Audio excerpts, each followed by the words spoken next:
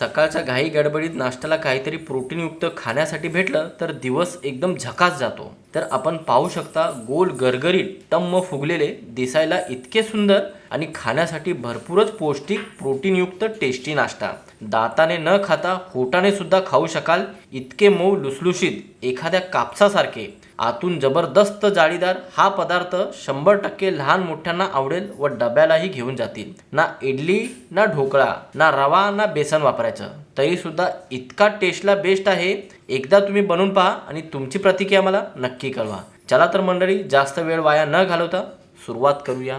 तर मंडळी, हा पौष्टिक प्रोटीनयुक्त टेस्टी नाश्ता बनवण्यासाठी सर्वात प्रथम आपल्याला 1 वाटी पिवळीवाली मूगडाळ घ्यायची आहे. ह्याला पॉलिशवाली मूगडाळ बोलतात बरं का. तुम्ही वाटलं तर छिलतेवाली मूगडाळ घेतलं तरी चालेल किंवा अख्खे मूग घेतलं तरी चालेल. तुमच्याकडे या 2-3 डाळीपैकी कोणतीही डाळ उपलब्ध असेल ती वापरू शकता ह्या नाश्त्यासाठी. कारण की डाळीचे महत्त्व तर तुम्हाला माहितीच आहे.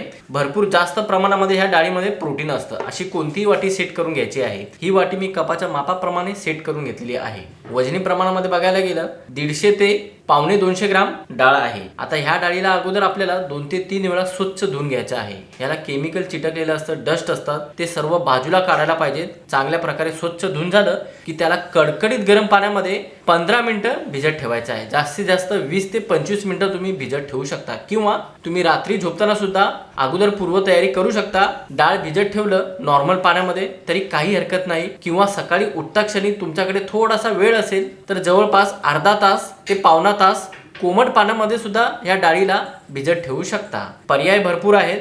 हा पण अख्खे मूग वापरत असाल तर तुम्ही त्याला रात्रभर भिजत ठेवू शकता किंवा 1 तास कडकडीत गरम पाण्यामध्ये भिजत ठेवू शकता, कारण की अख्खे मूग भिजायला थोडासा वेळ लागतो. आता ह्या डाळीला मी अगोदरच भिजत ठेवलेला आहे, म्हणजे 1 वाटी डाळ मी अगोदरच या भांड्यामध्ये भिजत ठेवलेली आहे. आणि डाळ चांगल्या प्रकारे नरम सुद्धा झालेली आहे बरं का. 15 ते 20 मिनिटांमध्ये मस्तपैकी नरम झालेली आहे आणि मस्तपैकी फुगली सुद्धा आहे. सहज बोटाने तुटत आहे. आता काय करायचं, ह्या डाळीमधलं आपल्याला पाणी वेगळं करून टाकायचं आहे. अगोदर डाळीमधलं पाणी वेगळं केलं की याला मोठ्याशा मिक्सरच्या भांड्यामध्ये काढून घ्यायचं आहे. मिक्सरचं भांडं मोठं घ्या. एकाच टप्प्यामध्ये आपल्याला डाळ वाटायची आहे आणि जितक्या क्वांटिटीमध्ये मी तुम्हाला डाळीचं माप सांगितलेलं आहे त्या क्वांटिटीनुसार तुम्ही हा नाश्ता बनवाल तर 3 ते 4 व्यक्तींसाठी हा नाश्ता पुरेसा होईल. असं संपूर्ण डाळ आपल्याला मोठ्याशा भांड्यामध्ये काढून घ्यायचं आहे. आता यासोबतच नाश्त्याच्या तिखटपणासाठी इथे आपल्याला 2 ते 3 हिरव्या मिरच्या वापरायच्या आहेत. तुम्ही लहान मुलांसाठी स्पेशल हा नाश्ता बनवत असाल तर हिरव्या मिरच्याचं प्रमाण थोडंसं कमीच वापरा, किंवा तिखट तुम्ही तुमच्या आवडीनुसार कमी जास्त करू शकता. नाश्ता टेस्टला बेस्ट होण्यासाठी इथे आपल्याला 2 ते 3 लसणाच्या पाकळ्या व 1 इंच आलं घ्यायचं आहे लहान तुकडे करून. आता काय करायचं, अगोदर आपल्याला असंच वाटून घ्यायचं आहे. पाणी न वापरता शक्य असेल तितकं बारीक करायचं आहे, कारण की ह्याच्यामध्ये अगोदरच तुम्ही पाणी टाकलात 2 ते 3 चमचे तर हे बारीक वाटलं जाणार नाही, कारण की अगोदरच ह्याच्यामध्ये पाण्याचा अंश आहे भरपूर, कारण की आपण याला भिजत ठेवलं होतं. तर काय करायचं, याला अगोदर वाटून घ्यायचं, बारीक करायचं. मग आपल्याला हलकसं बॅटर घट्ट ठेवायचं आहे. इडली ढोकळ्याच्या बॅटरपेक्षा थोडंसं घट्ट पाहिजे. त्यासाठी 2 ते 3 चमचेच पाणी वापरायचं आहे, किंवा अंदाजे पाणी वापरून त्याप्रमाणेच बॅटर हे वाटून घ्यायचं आहे आणि एकदम स्मूथ बॅटर वाटून घ्यायचं आहे. अजिबात रवाळ नसायला पाहिजे. डाळीला वाटून झालं की ह्या डाळीला मोठ्याशा भांड्यामध्ये काढून घ्यायचं आहे आणि डाळ वाटून झाल्यावर ह्याची कन्सिस्टन्सी पाहू शकता. घट्ट ठेवायची आहे, म्हणजे हलकीशी घट्ट. इडली डोस्याच्या बॅटरपेक्षा हलकीशी घट्ट पाहिजे, म्हणून अगोदरच आपल्याला जास्त पाणी वापरायचं नाही. पातळ बॅटर बनवायचं नाही. पातळ बॅटर बनवला तर कन्सिस्टन्सी चुकणार आणि मग नाश्ता सुद्धा चुकणार. आता ह्या भांड्यामध्ये थोडंसं पाणी टाकूया. पाणी टाकून खंगाळून घेतलं की चिटकलेलं बॅटर संपूर्ण बाहेर येतं. पाहू शकता 2 ते 3 चमचे पाणी वापरायचं आहे. आता याच्यामध्ये आपल्याला सर्वात प्रथम पाव चमचा हळद वापरायचा आहे. रंग चांगला येण्यासाठी पूर्णपणे ऑप्शनल आहे. हळद नाही वापरलं तरी काही हरकत नाही. आता आपण ह्या नाश्त्यामध्ये ना दही वापरणार आहे ना लिंबू वापरणार आहे. त्या जागी चिमूटभर आपल्याला लिंबू सत्व वापरायचं आहे, म्हणजेच की सायट्रिक ऍसिड वापरायचं आहे. जे ढोकळ्याला आपण वापरतो ना तेच वापरायचं आहे. तुमच्याकडे लिंबू सत्व नसेल तर तुम्ही 1 लिंबाचा रस वापरू शकता, पण दही वापरू नका. दही वापरल्याने जास्त पातळ होईल हे बॅटर आणि मग नाश्ता चुकेल. चवीनुसार मीठ टाकायचं आहे आणि चव बॅलन्स राहण्यासाठी 1 चमचा साखर टाकायची आहे. शिवाय साखर टाकल्याने नाश्ता एकदम मधून मऊ सुद्धा होतो आणि खाताना गळ्यात अडकणार नाही, म्हणून साखर इथे वापरायची आहे. आता साखर विरघळेपर्यंत आणि हळद चांगल्या प्रकारे एकजीव होईपर्यंत आपल्याला ह्याला काही सेकंद हलक्या हाताने फेटून घ्यायचं आहे. तर मंडळी, काही सेकंद असं हलक्या हाताने फेटून घेतलं की सर्व जिन्नस चांगल्या प्रकारे एकजीव झालेले आहेत आणि साखर सुद्धा विरघळून गेलेली आहे. आता इथे आपल्याला 1 चमचा तेल वापरायचं आहे. तेल का वापरायचं आहे? नाश्ता मधून एकदम मऊ राहण्यासाठी आणि जास्त वेळ हलका फुल आणि नरम राहण्यासाठी इथे आपल्याला 1 चमचा तेल वापरायचा आहे. एकदम हलका फुल होतो बरं का हा नाश्ता तेल वापरल्याने. आणि पुन्हा आपल्याला 2 ते 3 मिनिटापर्यंत हलक्या हाताने एका साईडने फेटून घ्यायचं आहे. फेटून घेणं फारच महत्त्वाचं आहे बरं का. फेटून घेतल्याने हे बॅटर एकदम हलकं फुल होतो आणि या बॅटर मध्ये हवा भरली गेल्याने नाश्त्याला जाळी पडण्यास जास्त मदत होते. म्हणून फेटून घ्यायचं आहे. आणि ह्या नाश्त्याला तुम्ही आणखीन जास्त पौष्टिक बनवू शकता. तुमच्याकडे काही भाज्या असतील म्हणजेच की 1 कांदा बारीक कापून टाकू शकता, टमाटर कापू शकता, ढोबळी मिरची टाकू शकता, कोबी टाकू शकता, बीन्स टाकू शकता.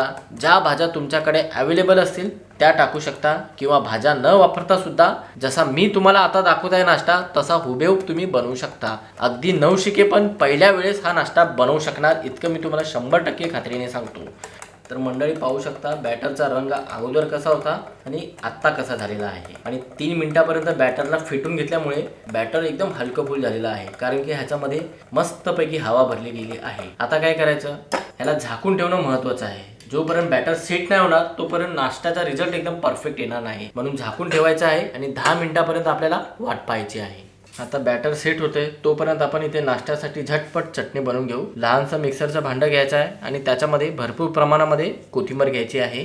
सोबतच इथे आपल्याला 2 चमचे नारळाची पावडर घ्यायची आहे. तुमच्याकडे नारळाची पावडर नसेल तर तुम्ही ओलं नारळ लहान लहान तुकडे करून वापरू शकता किंवा सुकं नारळ म्हणजेच की सुकं खोबरं लहान लहान तुकडे करून वापरू शकता किंवा किसलेलं वापरलं तरी काही हरकत नाही. चटणीच्या बाइंडिंगसाठी 2 चमचे फुटाणे नसतील 2 चमचे भाजलेले शेंगदाण्याची कूट वापरू शकता किंवा भाजलेले शेंगदाणे वापरू शकता. चवीनुसार मीठ टाकायचं आहे. चटणीची चव चांगली येण्यासाठी 2 ते 3 लसणाच्या पाकळ्या वापरायच्या आहेत. आलं नाही वापरलं तरी काही हरकत नाही. तिखटपणासाठी इथे आपल्याला 2 ते 3 हिरव्या मिरच्या वापरायच्या आहेत. तिखट तुम्ही तुमच्या आवडीनुसार कमी जास्त करू शकता. आणि चटणीची चव बॅलन्स राहण्यासाठी शिवाय चटणीला आंबूस चव येण्यासाठी इथे आपल्याला दही नाही वापरायची आहे ना लिंबू वापरायचा आहे. थोडंसं चिंच वापरायचं आहे. अगोदर ह्याला एकदम बारीक वाटून घ्यायचं आहे. मगच तुम्हाला चटणी कशी खायला आवडते घट्ट किंवा पातळ त्यानुसारच ह्याच्यामध्ये पाणी वापरायचं आहे आणि पुन्हा एकदा ह्याला चांगल्या प्रकारे फिरवून घ्यायचं आहे. तर मंडळी चटणी वाटून झालं की ह्याला मोठ्याशा वाटीमध्ये काढून घ्यायची आहे.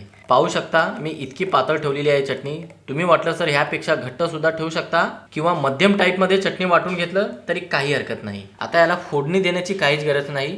ही चवीला अशीच बेस्ट लागते. चला तर मंडळी चटणी पूर्णपणे तयार झाली की थोडा वेळ आपण ह्याला बाजूला ठेवूत आणि फटाफट नाश्ता बनवायला घेऊ. 8 ते 10 मिनिटं झालेली आहेत. झाकण काढायचं आहे आणि एकदा चेक करायचं आहे. बॅटरला हलकासा घट्टपणा येतो. 1.5 चमचा पाणी लागेल. पण पाणी टाकण्या अगोदर इथे आपल्याला नाश्ता टम्म फुगायला पाहिजे व मधून एकदम जाळीदार आणि मऊ लुसलुशीत होण्यासाठी इथे आपल्याला सोडा नाही वापरायचा. इथे आपल्याला इनो फ्रूट सॉल्ट वापरायचा आहे 1 लहान पॅकेट. आणि आता इथे आपल्याला 1 चमचा असं पाणी वापरायचं आहे किंवा लिंबाचा रस वापरू शकता. आणि चांगल्या प्रकारे याला ढवळून घ्यायचं आहे. हलक्या हाताने काही सेकंद ढवळून घ्यायचं आहे. मंडळी ह्याच्यामध्ये हळद वापरलेला आहे तर तुम्ही इथे इनोच वापरा, सोडा वापरू नका. सोडा आणि हळद एकत्र वापरलं तर त्याचं रिएक्शन होतं. काय होतं माहितीये काय, नाश्त्यावर लाल लाल स्पॉट येतील. चांगल्या प्रकारे बॅटर सेट झालेला आहे आणि टम्म फुगला सुद्धा आहे इनो वापरल्याने. असं परफेक्ट बॅटर आपल्याला बनवून घ्यायचं आहे. आप्पे पॅनला मधून थोडंसं तेल लावून घ्यायचं आहे. 1 थेंब तेल सोडा आणि असं आपल्याला प्रत्येक खाण्यामध्ये हे बॅटर भरायचं आहे. बॅटर मस्त हलकं फुल झालेलं आहे. बॅटर कट टू कट भरलं तरी चालेल किंवा हलकीशी जागा सोडलं तरी चालेल. तुम्ही ढोकळा आणि इडली खाणं सोडून टाकाल आणि अशाच पद्धतीने तुम्ही मूग डाळीचा हाय प्रोटीन नाश्ता नक्की बनवाल. अगोदर सर्व खाण्यामध्ये आपल्याला हे बॅटर भरून घ्यायचं आहे आणि ह्याला भाजायचं नाही बरं का. ह्याला एकदम वेगळी पद्धत दाखवणार आहे. ही पद्धत सर्वांना जमेल आणि एकदम सोपी पद्धत आहे.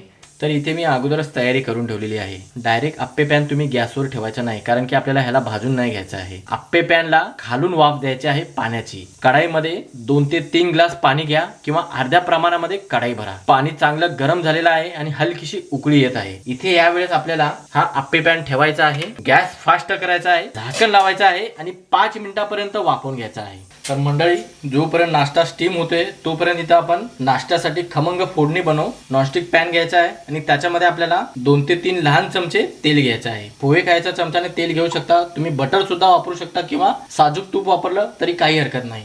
तेल चांगल्या प्रकारे गरम झालं की गॅस आपल्याला एकदम मंद करायचा आहे आणि तेलामध्ये आपल्याला 1 चमचा मिक्स मोहरी जिरा टाकायचा आहे. मोहरी जिरा चटकायला लागले की इथे आपल्याला लाल व हिरव्या मिरच्या अशा मीडियम टाईपमध्ये कापून घ्यायचा आहे, किंवा तिखट तुम्ही तुमच्या आवडीनुसार कमी जास्त करू शकता.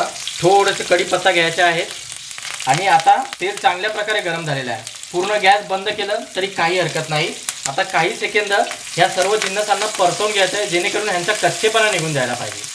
असं काही सेकंद परतवून झालं की मसाल्याचा कच्चेपणा पूर्णपणे निघून जातो. आता काय करायचं आहे, ह्याच्यामध्ये पाव चमचा हिंग टाकायची आहे, गॅस चालू करायचा आहे आणि 2 चमचे ह्याच्यामध्ये पाणी टाकायचं आहे आणि पुन्हा काही सेकंद ढवळून घ्यायचं आहे आणि पाण्याला हलकीशी उकळी येण्याची वाट पाहायची आहे. तर मंडळी आपण पाहू शकता अशी हलकीशी उकळी आली की फोडणी पूर्णपणे तयार झालेली आहे. आता ह्याला थोडा वेळ बाजूला काढू आणि चांगल्या प्रकारे थंड करून घेऊ. तर मंडळी जवळपास 5 ते 6 मिनिटं झालेली आहेत. एखाद मिनिटं जास्त झालं तरी काही हरकत नाही. झाकण काढायचं आहे आणि तुम्ही पाहू शकता रिझल्ट तुमच्या समोर आहे. जबरदस्त असा टम्म फुगलेला आहे. त्याला उलटून घेण्याची काहीच गरज नाही. दोन्ही साईडने तुम्हाला दाखवलेलं आहे. ही खालची साईड आणि जाळी ही एकदम बारीक पडलेली आहे आणि फुगून टम्म झालेला आहे. आता अशाच पद्धतीने संपूर्ण बॅटरचं मी असा नाश्ता बनवून घेतो आणि ह्याला एका प्लेटमध्ये काढून घेतो. कशाला तासनतास डाळ तांदूळ भिजवायचं, कशाला तासनतास पीठ आंबवायचं. नेहमीच्या इडली ढोकळ्यापेक्षा असा मस्त प्रोटीनयुक्त पौष्टिक नाश्ता एकदा बनवून पहा मंडळी. नाही तुम्ही ढोकळे आणि इडली विसरणार तर नाव बदली करून टाका. इतका मऊ हलका फुल झालेला आहे नाश्ता, स्पंज प्रमाणे झालेला आहे. पाहू शकता एकदम मऊ झालेला आहे. तुम्हाला तोडून दाखवतो हा नाश्ता.